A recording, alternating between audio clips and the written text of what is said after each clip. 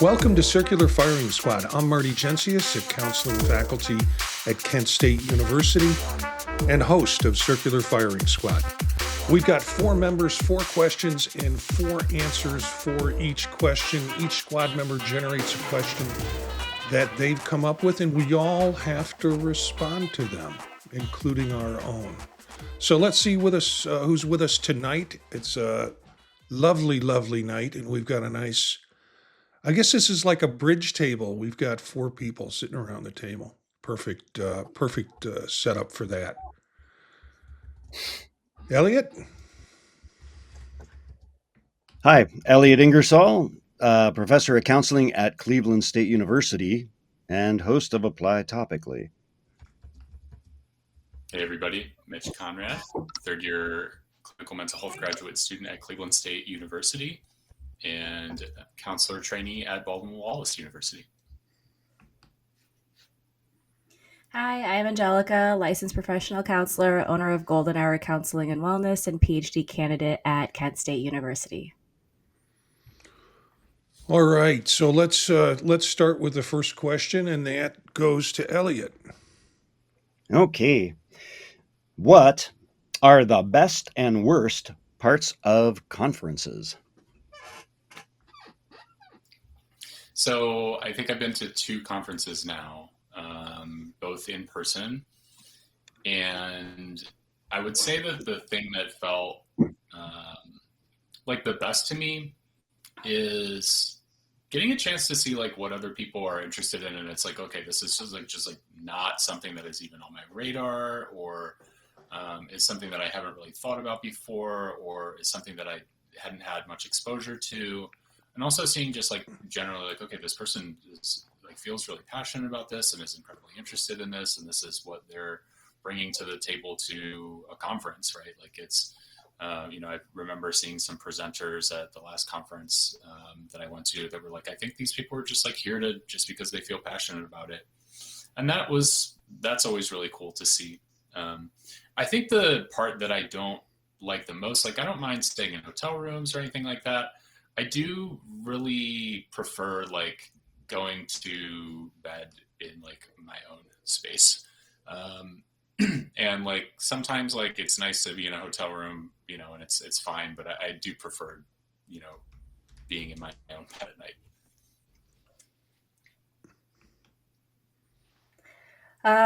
For me, the best part of going to conferences is networking. I just love meeting people in general, and I meet the coolest people when I'm there all the time. It never fails. It's just nice to meet the researcher behind the research, especially as I'm in my literature review of my dissertation phase, and I get to meet people that I'm citing in my paper. So I think that is like probably my favorite part of it. I would say the worst part for me is the cost. I really do wish they made it a little bit more affordable and accessible, especially for presenters. All right, it goes to me. Conferences, the worst part for me is large receptions. There are just like too many people at a reception. There's too much noise going on. I can't hear anything. It's dark. I can barely see anything. But they have these large receptions where everybody, and then y'all fight for food in the middle.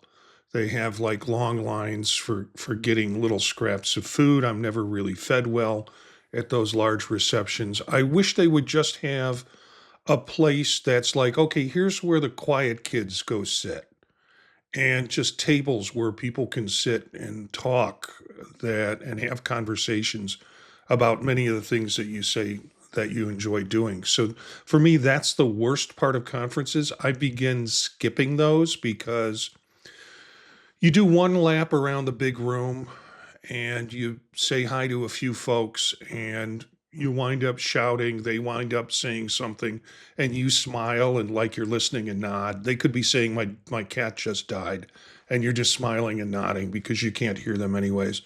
And then you kind of work yourself out, and then you're in competition for everybody else that's looking for a place to eat. So finding easy and convenient places to go get something to eat is the other worst part for me. I got to go against Mitch's grain. The best part for me is I don't have to make my bed in the morning. I get to sleep in nobody bothers me. I'm not on call to do anything with the dog.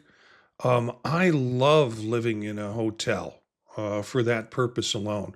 Maybe with the exception of the limited coffee available through the little coffee Keurig that they have in there. But I like the ideas I get. And generally, one good conference, I'll have a meal with somebody and they'll give me a really good idea, or we'll talk about a really good idea, something we could work on.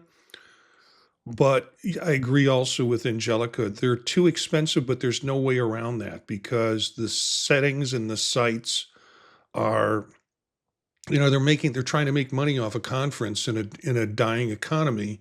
And so it just gets really expensive. So those are and I just came back from one. I came back from one in Florida.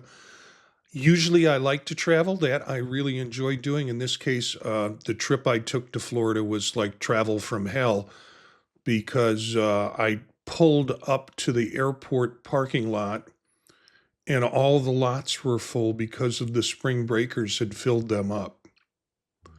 So I couldn't find a parking spot. So I had to drive back home another 40 minutes and get my son to drive me to the airport later for another flight, which was delayed in about an hour and a half, which delayed a flight that I had reassigned in another location to get to, which meant I was 4 hours at the other location. So 5:30 until I finally arrived at the hotel at 10:30 at night. 5:30 in the morning until I arrived at the airport or at the hotel at 10:30.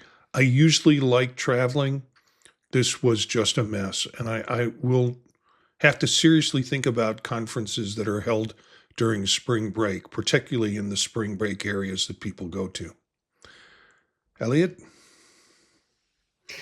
Good answers, everyone. Yeah, I think for me, clearly the best part is networking and reconnecting with people, which, I sometimes I only see them at these conferences. And ever since I got sick, I have had trouble just building in time to do proposals, and I haven't gotten to too many conferences. I'm hoping that I'll be able to get back to them this year. We'll just see how things go. But yeah, I do miss that. I miss the networking with people. I love hotels. I freaking love them. I'm like room service, man. I love them. I'm like, don't make my bed for 6 days, no problem. I'm just here chilling in my room. It's all good. Yeah. So yeah, you get a nice hotel room with a nice view, and that takes a lot of the sting out of it. I think the traveling is the worst part, though, for me. I like to drive. I like the best conference I ever went to. I went on my Harley down to the All Ohio, man. I just drove that down. It was awesome. It was the way I like to drive. It was the way I like to do things. But that's going to be a little trickier if I have to drive it to Colorado. So yeah, I don't like to travel as much, but I miss the networking. Yeah, I did a lot more room service this trip. It was like, got to get cleaned up, got to go downstairs. I've got my own workflow. The guy can deliver it to my door. And they did a nice job of delivery. It wasn't these roll in the cart. It's like, here's your shopping bag full of food, sir. And so I did a lot more room service just because of the ease of doing it. Yeah, a little more costly, but I could work and live in my own life. That was different and fun for me too. Mitch, you've got the next question. Sure thing.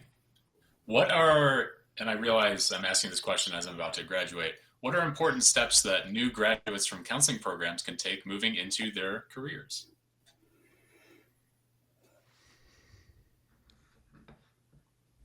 That goes to Angelica. Yeah. Is it me? Okay.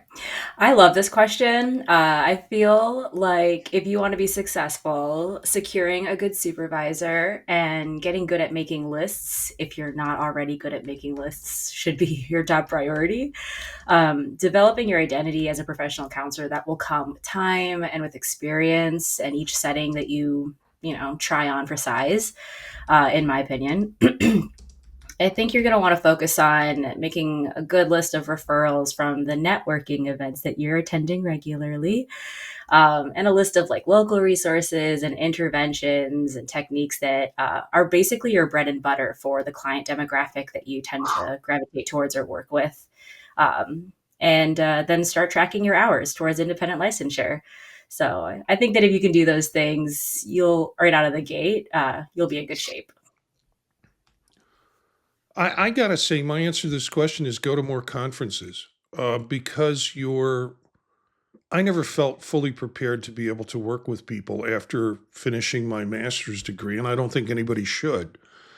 But I learned a lot, and it was ka-ching, here's the credit card. I learned a lot from basically using and going to conferences, going to short workshops, things like that. So for me, the best thing you can do is to continue that momentum of learning new specialty. So you're going to be working maybe at an agency or you're going to be working with a certain population. You should be attempting to attend as many of those types of workshops as you can to learn about the folks you're going to work with because you're not going to get that kind of drill down specific in a general counseling program. So if you're going to go into practice, that's what I think you should do. So if you're in our field, you have a master's and you're going to go out and work in an agency or work in some sort of practice, continue to learn, gather all the materials up you had from your graduate program. I hope you've kept them along with the textbooks and organize them so you can have them for use as you need it. Even if they don't give you the answers, they'll give you the inspiration. If you're going on to an advanced degree, like a doctoral degree, then I think networking is important and being to get out again, to go to conferences, to meet people in your specialty area. But also, you've got to figure out how to organize your life a little differently than what the expectations were for a master's degree. So those would be my two suggestions as you move on to your career. Those are good ones. I would, and again, I'm just coming from a neurodivergent point of view, and I'll just give you the best I had. Say yes to everything until your calendar gets filled up. And then when you finish one of the first things you said yes to, and there's a slot that opens up on your calendar, say yes to something else and fill that slot. Just keep them filled over and over. That was how it worked for me. I just said yes to everything. And then I was able to start discerning, well, oh yeah, okay, this opportunity I really liked, this one I didn't like, this one I liked, but I wouldn't have known unless I tried things, including things I utterly despised. And I didn't go into it with that attitude, but I'm like, okay, I learned that I despise this. Good. Don't do it again. Move on. Next thing. Okay, we're back to Mitch, right? Yeah. Yeah. Okay, Thanks, Mitch. everybody. I'm in a sense like I don't want to pretend that I have like a good answer to this question because I haven't done it yet.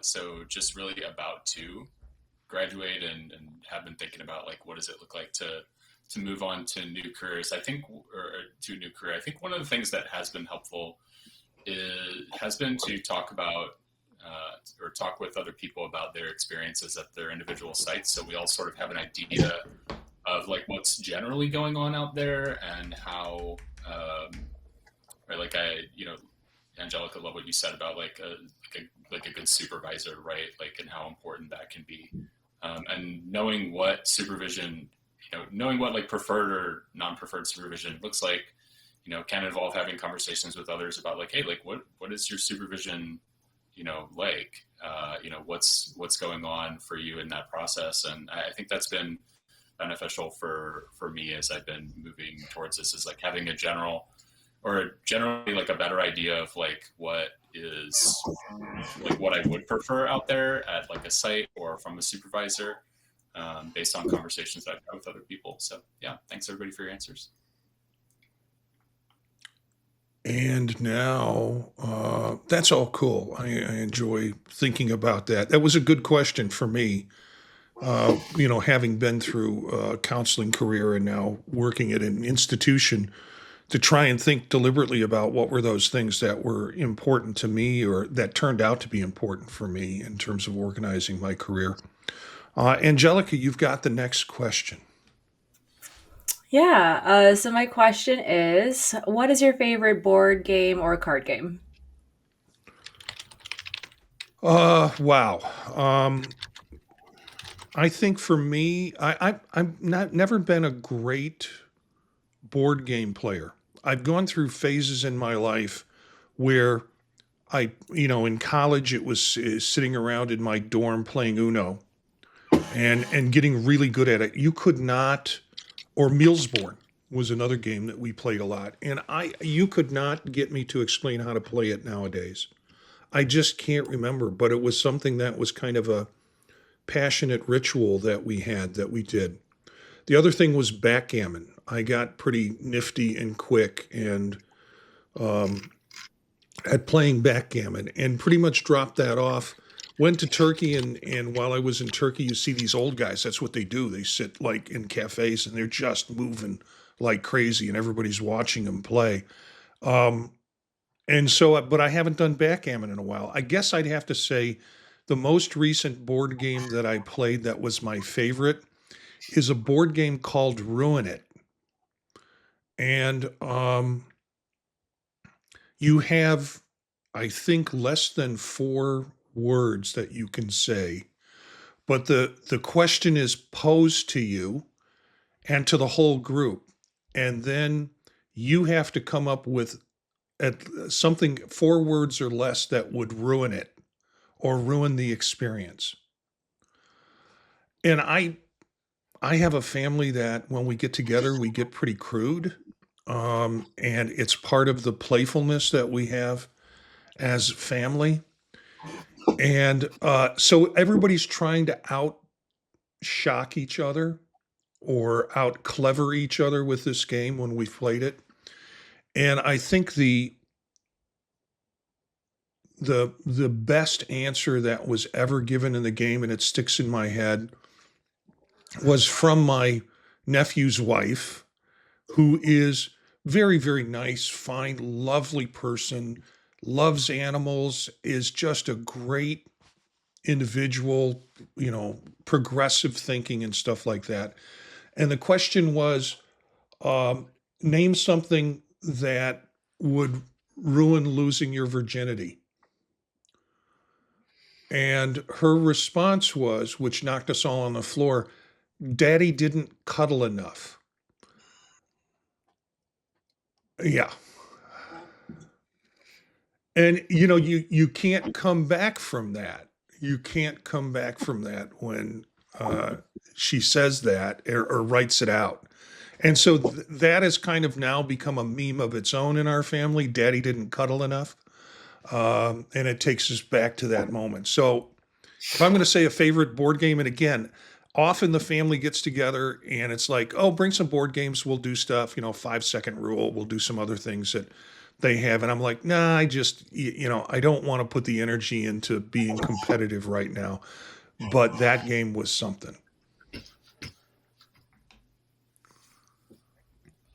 Yeah, I think there's a couple.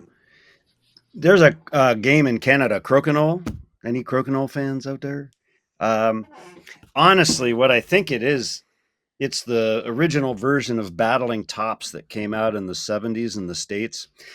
Crokinole, you have they're about the size of a checker, little discs, and you're going to flick them into a dish, and there's concentric circles in the dish for points. And then wherever you land it, and then there's a very small thing for 20 points right in the center. Wherever you land it, those are the points you get. But it did, when I played that with my cousins and uncles, and then when I was in the States, my other cousins got Battling Tops, and I was like, oh, it's like Crokinole, but it just didn't have the concentric circles. So I think that was one, and I haven't played it for a while. But yeah, that was a fun game. And I have to say, I don't know if you know this, Marty, but the most popular board game in Canada is Monopoly. And that is a runner-up favorite of my own. So I got to throw that one in there. Yeah, I have. I was thinking when thinking of the answer to this, I was thinking Monopoly. I haven't played Monopoly in a long time, but used to play it a lot as a kid, and thought, yeah, that's a safe bet for me to say that in terms of response until I remembered uh, Ruin It and the experience we had with Ruin It. So Oh, yeah, hey, if it was Marty. sitting, yeah, By the way, my son wants to play Monopoly with you.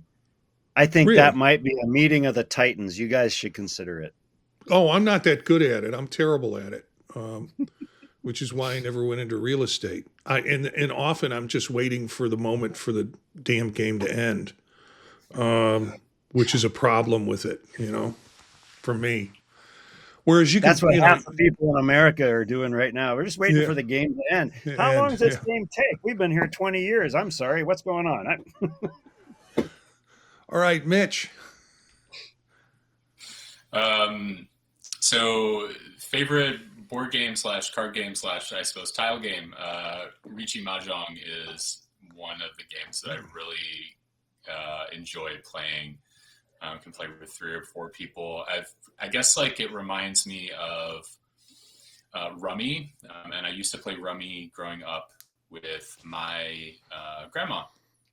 It's actually my grandma's. She's since passed, but it was her 100th birthday yesterday, and we would play Rummy with her, sort of like at her home, and then we would play Rummy when she eventually went to nursing home, and that was a game that she would she always loved playing. There was sort of this, if people played Rummy before, right? Like, and she would generally pick up like 17 cards at once or something like that. That was just her thing. And, she, win some, lose some, right? And, but it was always fun to play with her. It's also, Mahjong is also kind of like poker in a way. And I've always, been curious about poker, but could never really play. It was sort of like a taboo thing until like the World Series of Poker came along, but loved that game. And so it's a very interesting tile game, forming melds and, making like it feels like sometimes like really intense decisions during the game. And so I do love some Riichi Mahjong. Oh, wow. Thanks, everyone. I wrote some of these down, so now you've all contributed to my online shopping cart. So thank you. I just love the stories that everyone had about playing games and reminiscing like on family events and bringing people together. I think that that's just one of my favorite parts about games in general. And it's been on my mind recently. I just hosted a game night. I have a decent modern game collection, and I get so excited to bring them out and introduce people to new games. I would say that mine is Herd Mentality. This is a more modern game, and it's like a party game where the goal is to think like everyone else in the room. So when it's your turn, you pull a card and you read the question out loud on the card, something like what's the best type of ice cream or the best flavor. And then everyone, including you, writes down their answer. And when you reveal the answer, you get points if you thought like the majority of people in that room. And then if no one has matching answers, no one gets any points. And then if one person got a different answer than everyone else, they get like what's called the pink cow. So like you want to think like the herd mentality, and the pink cow is supposed to isolate you and make you feel shame, probably. I don't know. I actually really get excited when I get the pink cow. But yeah, I think it's a fun game, and the playability is like endless because it changes with every group that you're in. And surprise, surprise, this therapist likes the social dynamic in that aspect of that particular game. So it's a good one, and whenever I do host like a game night, I think about the types of games that I want to introduce them to, or I always let them pick if they have ones on their own that they want to explore and try out. But as a fallback, I'll have like, well, I think you might like this one just based off of the gameplay, the group of the size of the group, or how long it takes to play a game. Unfortunately, sorry, Marty and Elliott, Monopoly never makes it to that list because that just takes up the entire week, and I don't have a week for a game night. But yeah, no, that would be my favorite game. Have you ever played Taco Cat Goat Cheese Pizza? Yes, that's my first one. It's my warm up game because it's like the highest energy game. So it gets people Yeah. excited. It's my opener.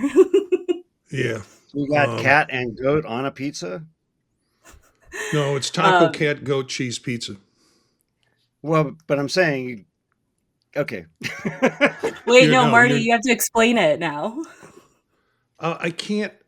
The idea is that there's a pile of cards that are face up in a central pile where people, while saying, as you lay something down, it's a picture of a cat, so you have to say cat.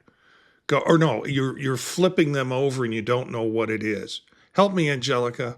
Yeah, so it's a discard game. So everyone gets a certain amount of cards, and then you have to say in the order of like you go clockwise: taco, cat, goat, cheats, pizza. So everyone is discarding one card as we're saying it. And when for example, if I discard a card that is supposed to be cat, and it's on my word, and it is cat, everyone has to race to the middle of the pile and slap the middle of like basically all whose ever hand is on top, they have to pick up the discard pile. The game ends when you have no more cards left in your hand. So you want to try to discard as much as you can. Yeah, I played it once. Well, I played it more than once, but I played it against my niece who take my grandniece who takes great pride in her being a very good taco cat goat cheese pizza player. And first game we played together, I beat her just by sheer luck. And then she's like, "Okay, well we're going to play again, right?" And I've refused to ever since. You know, because she probably needs she needs her ego in check. And so whenever I see her, I can go, "Now, what was that game we played that I beat you at?" Um, therapy comes in all forms and fashions. So that's what that's what I remember about the game. And frankly, it's a little too fast for me. If you have bad vision and slow reflexes, which is what older people have, you're not going to be successful at this game. But it is an energizer. It is a big energizer for folks, and I can see why, Angelica, you would use it as the first game in your game thing. But I don't want to do anything that's too much like work, which is why I'd rather ruin things. And play a game like that than something that requires me to think deeply about my perceptions on the world. Too much like work. So I guess I have the last question in the round that we have. And the question that I have is, what is the biggest misconception about you that you'd like to dispel? This is a tough one for me because I'm an introvert. And quite frankly, for the life of me, I haven't got a clue what most people are thinking about me. Um, there's a lot of intense energy that I emit. I will admit that, but I'm not out to like crucify people. I guess that would be, yeah, I'm not out to crucify people. That would be one thing that I would like some of my colleagues in administration to understand. I'm just trying to get stuff done. And I don't do small talk. I don't do that. So that's the only way I know how to do it, is to go right at it. And I think sometimes maybe people misperceive that as like an attack when it's just me trying to get shit done before I have to go back to sleep.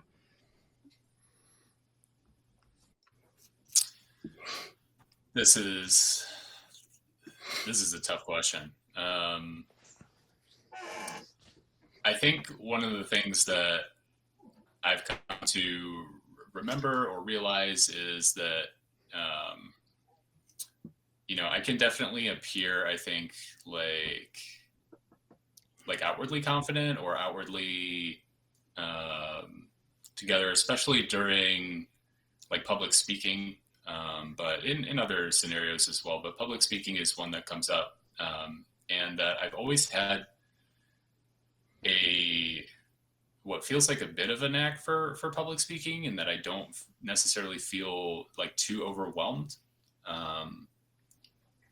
But it's not that I'm not like feeling stuff up there, and I think sometimes the thing that will still get to me is that even when I believe at least I have this internal way of like representing, especially in front of like a large group of people. Like especially when that goes on, I still feel nervous, I still feel anxious, and I'm still dealing with like emotions up there. And that, you know, I've heard from a lot of other people in my life that public speaking can be intimidating, public speaking can be hard, and it's not that it's not for me. You know, it can be intimidating and it can absolutely be hard, but yeah, I think it's one of those things that it's like it's something that I feel like I may be outwardly good at, but I know that there's a lot going on in my head whenever like whenever I'm up speaking in front of like more than even a couple people. Just FYI, I've had the privilege of having Mitch do guest lectures in my psycho farm class. And Mitch, your presentation goes down smooth as honey. It's delightful. And I know there's a lot that goes into it. And I know you put a lot of work into it. You prep for it. But whatever's going on up in your mind brain, it doesn't come through in the sense of everyone's just really focused on you. And that's the way it ought to be. But you give a wonderful lecture and you do have a smooth presentation. So FYI. Thank you. This is a tough question. So I have like a short answer and I have like a more thoughtful answer. The short answer is misconceptions people have about me that just goes back to like, it's none of my business what people think about me or what they say when I'm not in the room.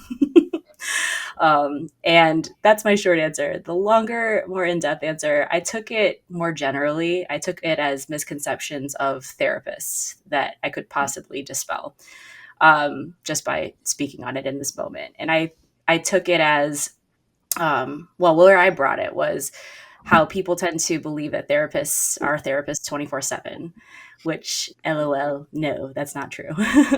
And what I mean by that is like people get really shocked by their maybe therapist friend or their family member that's a therapist that has like their own mental health struggles or is in therapy themselves, or you know, maybe this leads to assumptions and like thinking that they can ask for advice from their friend or family member that's a therapist when they're off duty and they're not at work. Which, speaking for myself, I know that physically and emotionally, it depends on where I'm at that day to respond and comes down to boundaries. But this is very individual for everyone. Some therapists are okay with this, some are not, and everything in between, which is all very okay. But yeah, I just know a lot of therapists that are insightful and self-aware, and they're really good at their jobs. But to believe that all therapists have it figured out and that they don't have their own stuff, or even to like seek out advice repeatedly from a friend that's a therapist when they're off the clock or at a social event and expecting their clinical brain to be on. I think that's a misconception. They're probably not going to give you the most therapist-y answer in that moment. So yeah, this is just a gentle reminder that therapy brains, that's not a 24/7 thing. Not all therapists have it figured out. I don't know anyone that does. And yeah, please compensate your therapist friend for their time if you're repeatedly walking up to them and asking them questions about mental wellness. Buy them a coffee or something like that. I don't know. It's crazy, right? Therapists are human. Yeah, I'm not on the clock right now. Thank you. I know you're an auto mechanic. Could you please tell me how to fix my car? It's like, Right. you know, it's a service I provide. It's not a. Yeah, this for me, I came up with the question and then I've been thinking, how am I going to answer this? And I thought, well, this is a dangerous question basically to ask someone who has narcissistic tendencies. And so I had a hard time. Well, everything is misconceived about me. And I wish everybody would change that misconception. And then some of the answers that I had for this, I thought, well, that's not very humble. That's assuming a lot by that. One that I am always surprised by is students tell me how bright I am and how do I know all this stuff. And I never perceive myself that way. It's just combining life experiences in a way that I'm able to synthesize it and put it together when I need it in the moment. But I think a big conception that people have of me, primarily because of my behavior, is I'm pretty impulsive in what I say.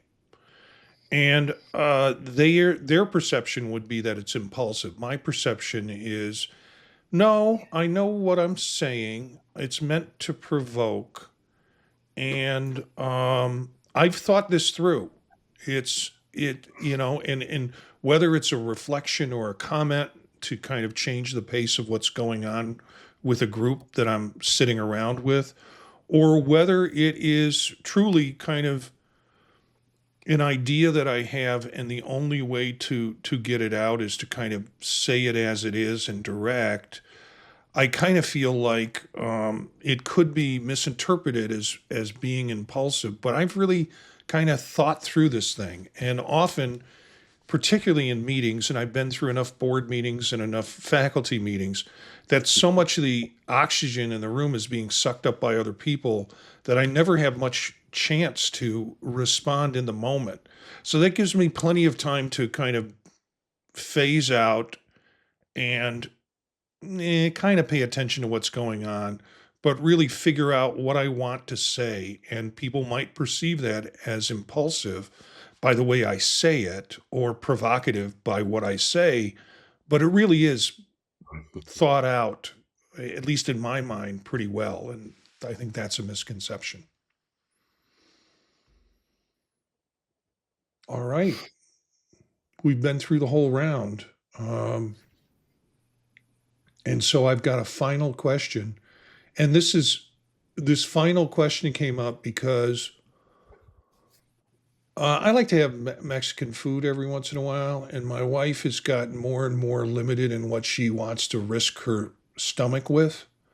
Not that we've had bad Mexican food, but just she's like, no, I want to go with the 4 or 5 favorites that I have every time we talk about dinner. So she went out with some friends this afternoon, and then she's out again tonight. And so I got to order out. So I ordered out Mexican food. So my question to you is, what's your favorite Mexican meal? Yeah, just for the record, you also said eat in or carry out. Let me be very clear to everybody. All food is carry out. Every food that can be consumed is carry out. Yeah, in It some way is, or okay? another. Yeah. For me, it's got to be a beef burrito with black beans. Okay, Mitch. Yeah, I suppose for me, like I love chips and salsa. I know that's not a meal, but I like to eat like anytime that I'm having Mexican, I like to eat the meal like with the chip, and so that feels like my that feels kind of like my thing, I guess. Yeah, sometimes the chips and salsa come before the meal, Right. and as a result, that's all you get is in the meal is you eat so much of it that by the time the meal comes, the meal's just a carry out, literally in a box, not inside you with it. Angelica. Oh yeah, does Chipotle count? Because that's my answer for this, and I like it doused in hot sauce. Chipotle. Some people would say that's not really truly Mexican, food. But yeah. That's allowed. It's the best Mexican food. What are you talking about? Mine is tamales. I can't. I mean, you can go through a bunch of drive-throughs and get pseudo Mexican food, and but it's I find it hard to get to a restaurant that makes tamales.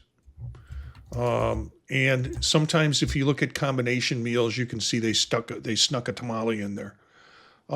So for me, it's tamales. It's so much so that I get fascinated by food in the point where it's like I want to make these things, and so I'll try and look at recipes and figure out how to do them. Tamales are really hard to make, at least for a gringo like me. They're hard to get right, and I've been through about 3 or 4 batches of them now, and getting a little better. I'm not doing it in a traditional method, but so for me, restaurant, Mexican restaurant, I want to get my fair share of tamales while I'm there, and then I'm eating it, but I'm also studying it for the next time I want to make tamales. So thanks to the firing squad, Elliott, Mitch, and Angelika. Eric's out watching a basketball game, and Gina's traveling somewhere and will join us again. And Stephanie was going to join us, but then had some delays in terms of getting. So we'll keep doing the 4, 5, 6, or 8, 6 or 7 group, depending on who shows up. And this is our 86th show, so we're kind of building up to a 100th show. And we're really just glad that you joined us to listen to us or to view us on YouTube. You can watch the YouTube video of this if you're listening to us at youtube.com/@CFS podcast. And that will take you to the channel that we have there for Circular Firing Squad, and you will be able to see previous videos that we've put together and also connect with the podcast there if you'd like to. You can also find out about all of our podcasts at thepodtalk.net and check out the podcasts that we have there. Our theme music is from Menage-a-Quad, Real Swing Shet. That's it for this episode of the Circular Firing Squad. Ready, fire,